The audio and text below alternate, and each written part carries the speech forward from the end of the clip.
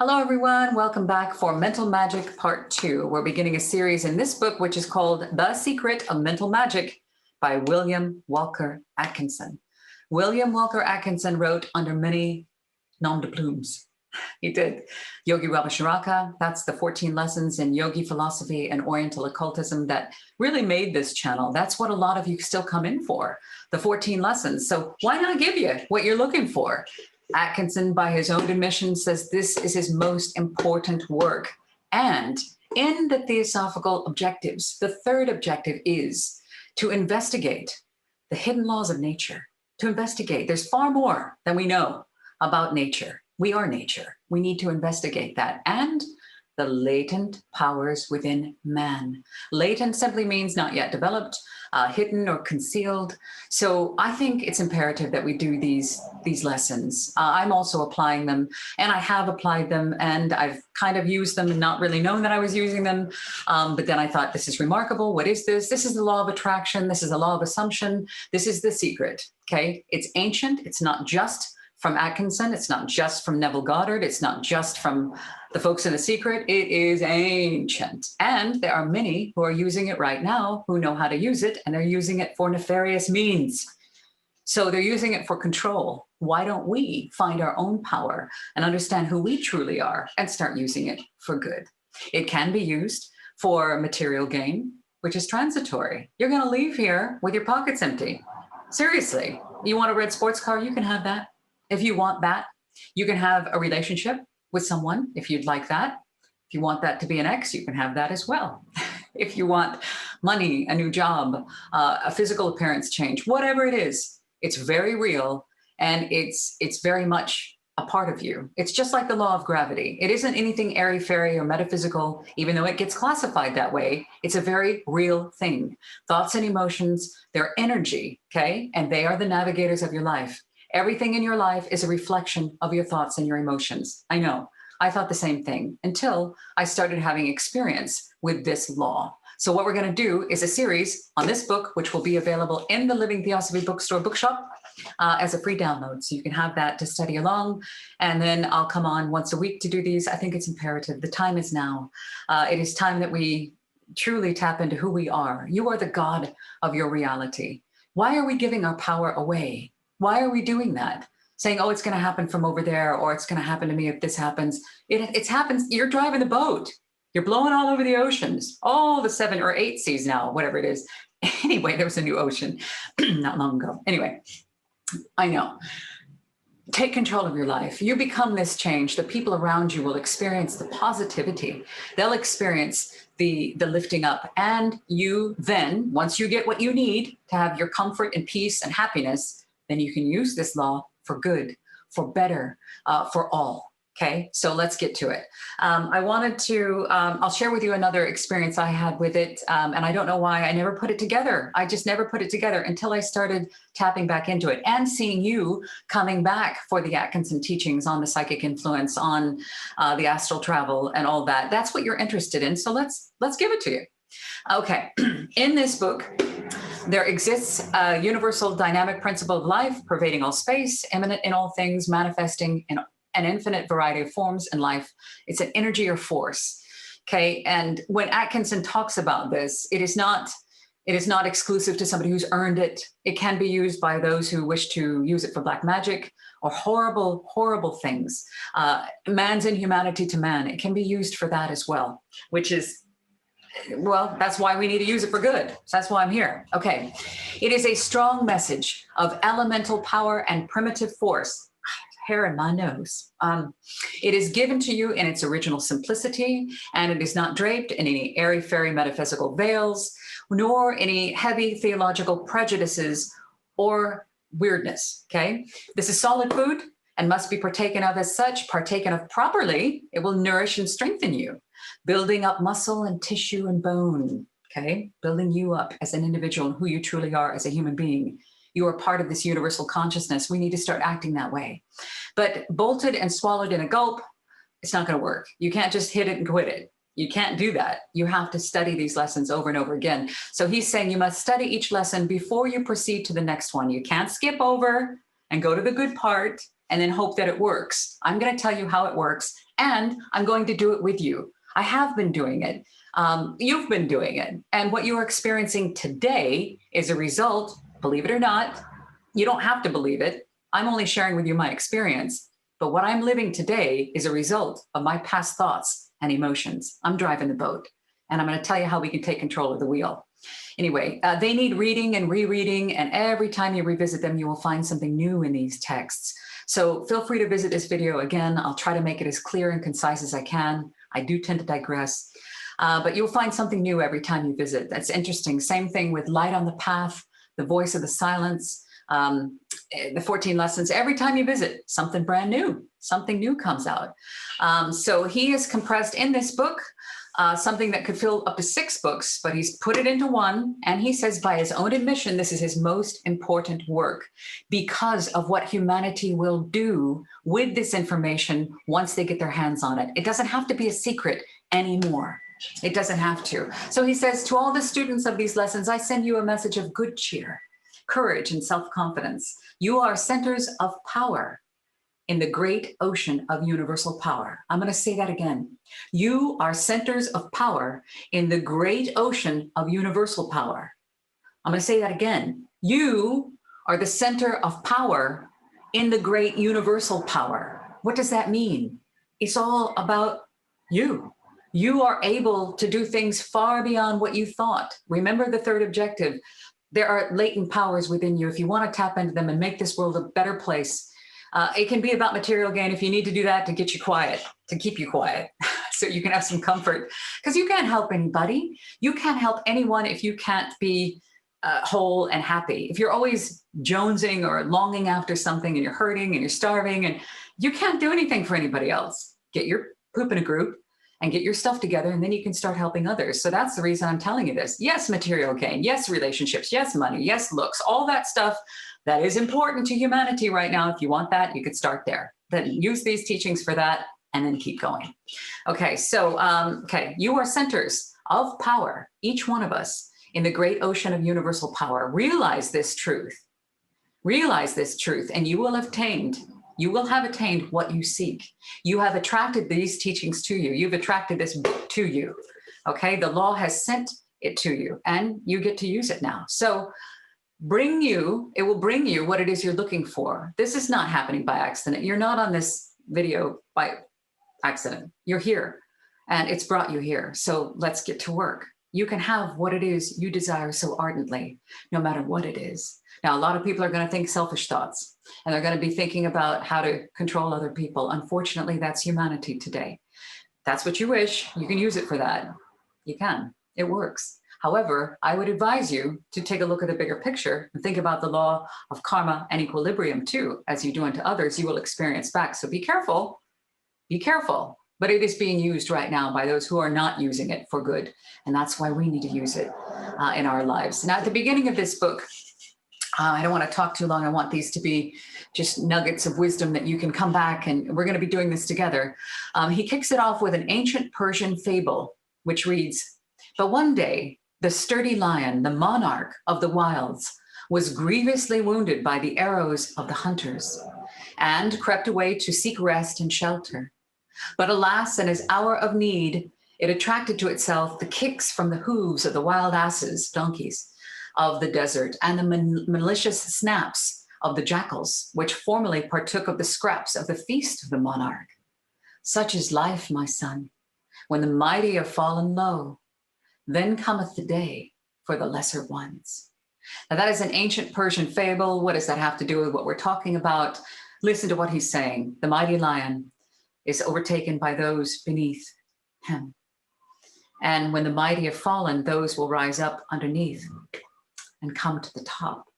And then they are no longer dominated by the monarch. Now, I understand that this is a law of nature and there's a hierarchy there, but listen to what he's saying, okay? Such is life, my son. When the mighty are fallen low, then cometh the day of the lesser ones. The mighty are in power right now. There are a lot of people that are here for control and greed and selfishness and superstition and fear and dominance. Look at the state of our world. Just turn on the news. If you don't want to believe me, just turn on the news, watch it. You'll see what I'm talking about. Would you like to take that power back? We can. Let's do it. Okay, so you're doing this already. You are doing this already. Your life today is a reflection of the state of your mind. All right? It is. And it is your subconscious manifest, pure and simple. You don't have to believe me. I don't care. I'm here for the people who want to learn. Okay? These abilities are being used by those who are unscrupulous and selfish. So let's use them. And I guarantee you a lot of people will be coming in for selfish reasons. And that's okay, because that's human nature. But once you get those selfish needs met and you're calm and you're happy and you're whole, then use the law for the good of the whole. Henry Ford says, whatever you think you can do, you can do. Whatever you think you can do, whatever it is, you can do it. If you think you can't do it, you're right. And I'm paraphrasing him there. It's true. If you think you can, you can. No matter what it is, you can. We are conditioned to believe that we can't do certain things. We're told it's our imagination. And this is the crux here. The imagination is far more, as Einstein said, I don't have the quote in front of me. Einstein said that imagination is the key. Knowledge is limited. Imagination circles the world. Imagination is what we've always been told, oh, dismiss it, it doesn't matter. This is what I want you to pay attention to. Your imagination, your thoughts and your emotions, your imagination, you're going to weave that together to create the world that you desire. Okay? You are the God of your life. You are the co-creator of your world. You literally are. It is not outside of you. It is not happening to you unless you allow it to.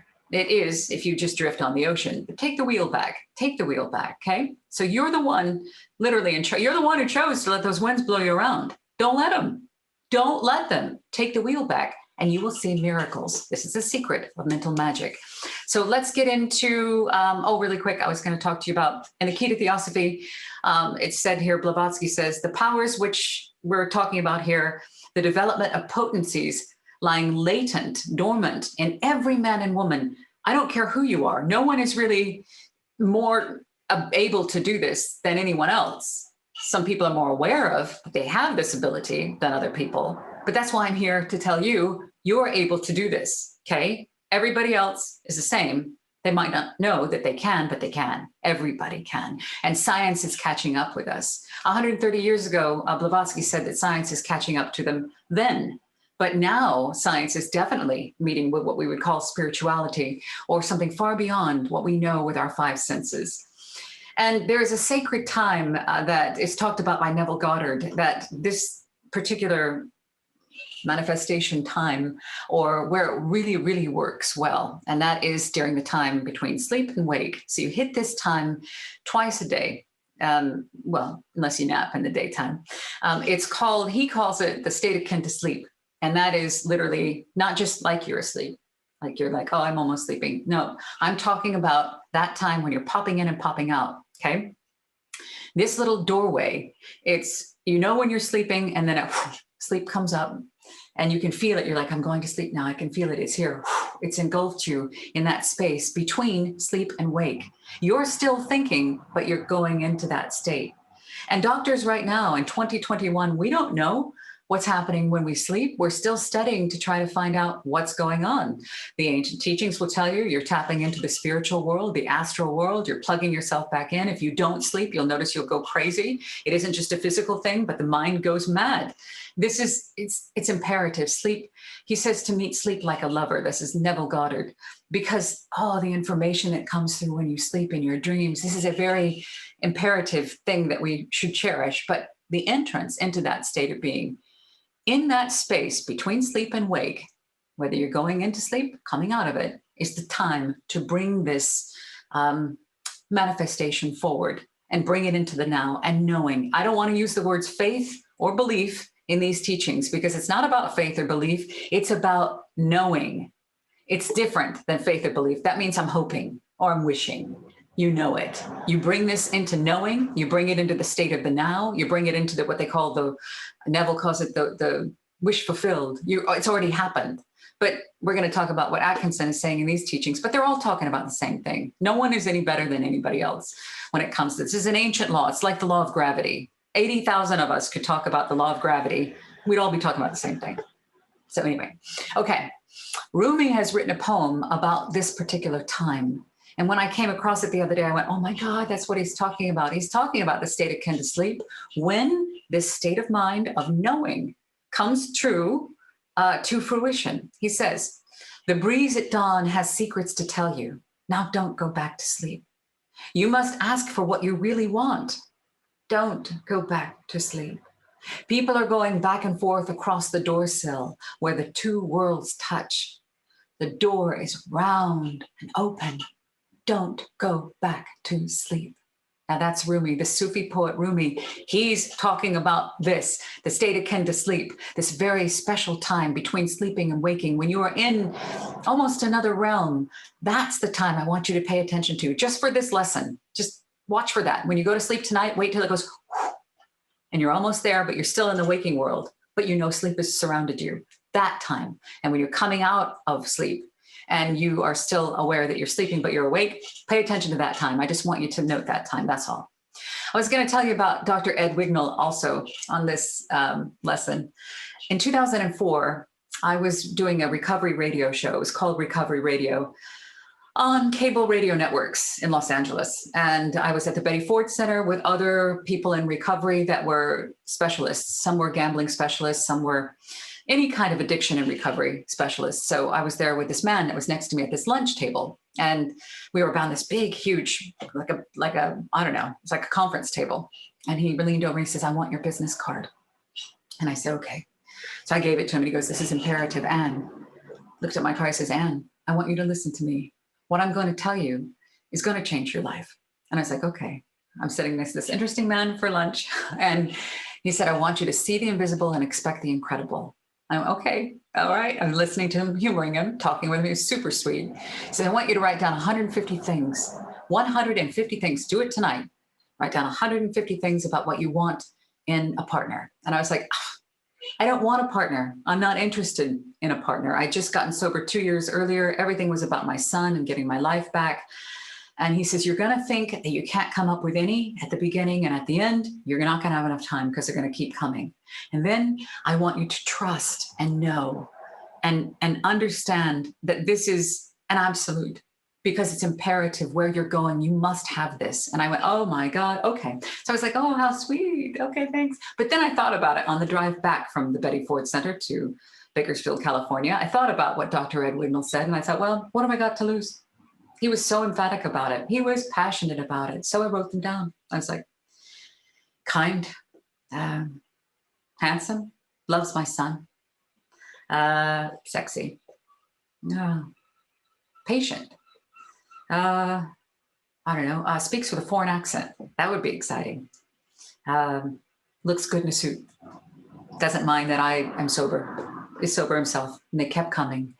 Compassionate, all kinds of things. And I thought there's a lot of things I can't share with you on this, but they were there too. I put everything down. I put everything. I thought there's no one on the planet that could possibly come close to this, not even close. But I wrote him down. And by the end, he was right. I was hitting him, bam, bam, bam, bam, bam. And I thought, okay, I got my list, folded it up, and I put it in a book, and I forgot about it. And that was 2004. I think it was summer of 2004. And I didn't think about it anymore until 2008. 2008 came along and I met someone, and I immediately thought of the list because he was from another country. I even put down loves the castles of Europe. It loves medieval things, loves his mother, all of these things. They started to match. And I went, I have something to tell you. I wrote a list down 4 years ago, and I wasn't even thinking about it. I sent the list to him, and it was about 147 things that matched. I'm married to him now to this day, and it changed my life. Dr. Ed Wignall out of Arizona. I can't remember where he's at. I would love to thank him because he changed my life. I'll never forget how sure he was. And I was doing it half-ass. I literally thought, well, this is silly. No one's going to pay attention to that. It's just ridiculous, just wasting my time. But I did it. And it happened, just like I told you in the last episode when we did the house. So anyway, the 150 things did come to fruition, and that was done with doubt, tons of doubt. I'd say 80% of it, maybe 90% of it was doubt, but 10% was, meh, I'll try. There's something here, and I want to teach you how to do it, and I'm going to do it with you. These teachings that I do here on Living Theosophy, there is no funding for this. I do this out of a labor of love. All this is a labor of love. So I'm going to be coming in here with a different mindset. Instead of a scarcity mindset, I'm going to look for some way that these teachings can propel themselves. And I'm going to see that. And I'm going to apply these teachings, the secret of mental magic, because I believe in what is being done here on Living Theosophy. I have no idea how I'm going to be able to survive, but I'm going to do it because I need to do it. So in a way, I'm studying and applying these with you. So we're doing this together. So you can't be of service to anyone if you're in scarcity, lack, poverty, fear, domestic abuse situation, I don't know, war, wherever you're at. You can't help anybody else. So you can help yourself by changing your thoughts and emotions. And I know it sounds strange because it sounds like I'm being dismissive or, I don't know, just stupid. I'm just being stupid going, oh no, just think positive. Everything's going to be great. It's not just that. It isn't just being positive. It's about switching the vibration and realigning yourself. It is about realigning, and we're going to learn how to do it. And I'm going to fine tune mine with you together. I've seen it work. I know it works. And I know it works. No belief. I'm not going to say belief. I'm not going to say faith. It's not about that. It works. So let's have clarity of mind of what it is that you want. What is it that you want? Do you want money? Some people are like, I want $1 million. Okay, then do it for $1 million. Do it. What are you going to do when you get the $1 million? Do that, and then use this law to help other people. That's what I highly recommend, because we've been given this ability to help others, not to hinder or control, but it is being used right now by those who know how to use it. They have perfected it, and it is being used to control humanity. If they knew, and I know it sounds weird and like conspiracy theory, but there are people in power who use this to control others. You can use it to get out from under that control and get the control back in your life. And it's not going to come from anybody else. I can't do it for you. It's not going to come from a supernatural being. It's not going to come from, I don't know, you earning it by being a really, really good person. You can be a horrible person, absolutely horrible. And you plant your seeds in this subconscious soil and it will grow. You can be a great person, an angel on earth. You can plant your seeds in the soil, soil grows the exact same. So they use that analogy a lot. You plant poison or you plant a sunflower, same soil, they both grow. So choose what it is that you want. Think about what it is that you want. What is it? Do you want health? Do you want to look different? Do you want a better job? Do you want a relationship with a specific person? I said it, a specific person. Well, that's very real. It can work that way. It certainly can. But remember the way you use this law, okay, just like anything else, like the law of gravity. You could throw a peanut off a building or a person off a building. The law of gravity still works. Be careful what you're doing, okay? But it does work without doubt. Clarity, have clarity of mind of what it is that you want. All right. And then we're going to come back. We'll do these once a week. And we're going to go through this book. It is called The Secret of Mental Magic. We're going to talk about right now. The only thing I want you to do this week is we're going to talk about how to apply this. And the most important time, they say, and I've used it recently. I've started to use this space because I'm learning more about it as I go through the book. But the space between sleeping and waking, that little pop where you're in the middle of both, identify that space. Also, identify what it is that you really want. Whatever it is, okay? Whatever it is, it can be anything. Because material gain, great, that's transitory. It's transitory, but you can go for that. Start with that. You can start with a button. I did a red button the other day. I was like, okay, let's do this for a red button. And I was like, where's the red button? Where's the red button? And I used that to strengthen my manifesting muscles to go ahead and prove to myself that this works. And I'll be damned, 6 of them all right there. Bam. I was like, wow, it took 4 days. But anyway, you can do it with a button, or you can do it with, I don't know, an island if you want to. Whatever you want to do, you can use this. Now, you can use it selfishly, or you can use it responsibly. I'm asking that you use it responsibly. And be confident, knowing and certain that this is what you want. Identify that time between sleeping and waking, okay? That beautiful place that Rumi talks about, the door sill, the door is round and open. That is a magical time where miracles take place.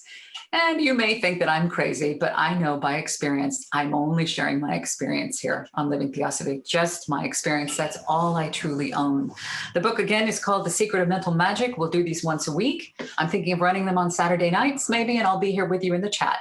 I love you. So if you wish your life to be different, you then make the change. You become that change, and you are capable. You are capable of It's true. I love you. I'll see you next week. Thank you for watching all the way to the end of the video. We appreciate you. If you would please like, subscribe, and share. It helps the algorithm to reach more people. We love you.